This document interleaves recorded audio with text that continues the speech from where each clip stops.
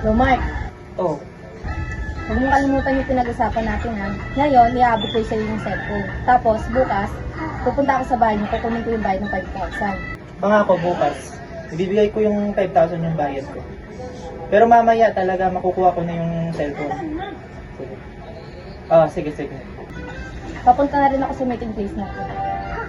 Sige. Kita na lang dun. Sige.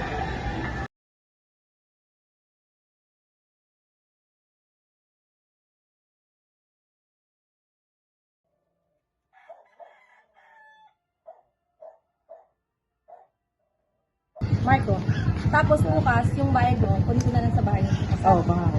Basta to pa naman usapan. Bye.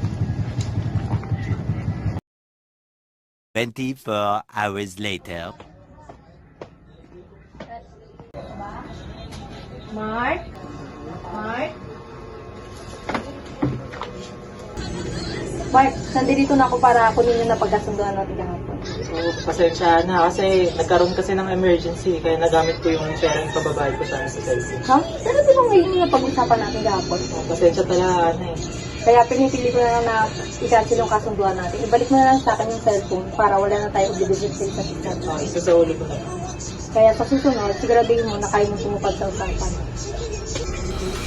Ayon sa Article 1191, kapag may kasunduan ng dalawang tao, dapat nila itong tuparin.